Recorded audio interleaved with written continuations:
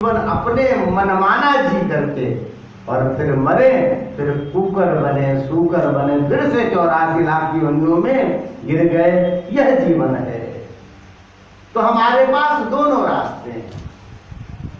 84 लाख जो योनियां हैं, इससे ऊपर आप बन चुके हैं। और गोस्वामी जी बारंबार गोस्वामी जी कहते हैं कि देखो, यह शरीर हमें किस लिए मिला हुआ है। यह शरीर हमें विषय भोग के लिए नहीं मिला है। हमें आग प्राप्त होती है ना। आग का स्वरूप क्या है?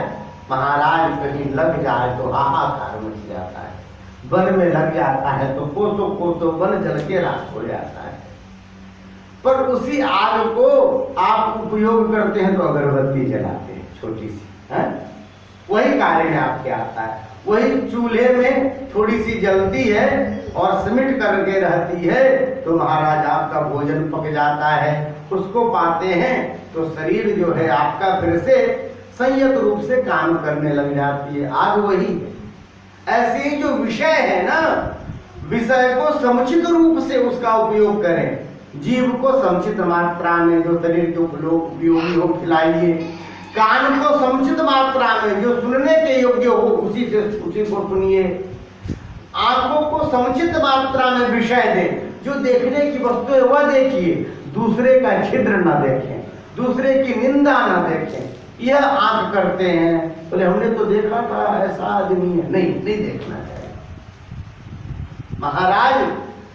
यह स्वरूप है। तो यह शरीर हमें विषय के लिए नहीं प्राप्त हुआ है। फिर किस लिए प्राप्त हुआ है? बोले महाराज यह भगवान की भक्ति के लिए प्राप्त हुआ है? यह श्री गोस्वामी जी श्री रामचरितमानस में इंगित करते हैं। यह तन कर फल विषय न भाई। यह जो है शरीर हमें विषय के लिए प्राप्त नहीं है, यह जानना चाहिए।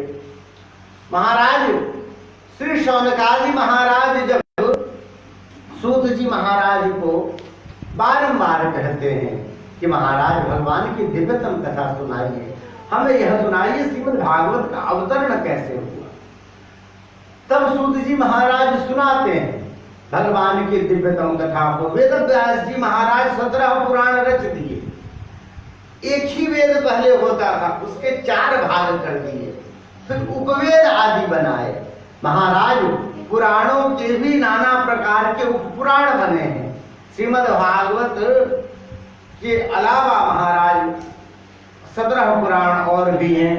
उसमें भी भेद है। 18 पुराण के अंतर्गत जैसे शिव पुराण, कुछ लोग कहते हैं शिव पुराण है, कुछ लोग कहते हैं लिंग पुराण है। दोनों पुराण है। और 18 पुराण के अंतर्गत कौन है? ये भेद है। एक श्रीमद् देवी भागवत भी है, आप सब जानते हैं, श्रवण करते हैं। शास्त्रों में बड़े भेद है। कारण क्या है कि महाराज सामान्य व्यक्ति की समझ में ना आए और भक्त इसमें आनंदित होता रहे, मूल स्वरूप यही है।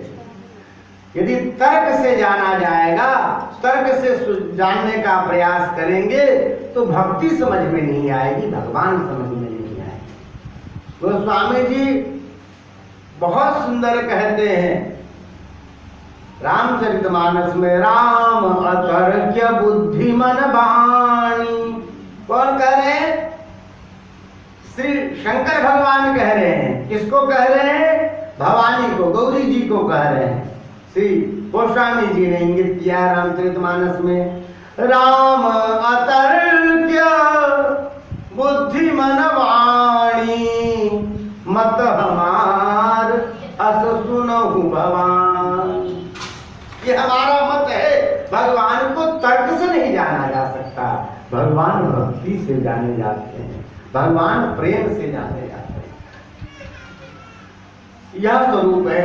नाना प्रकार के ग्रंथों की संरचना के बाद भी जीवन में सुष्ठु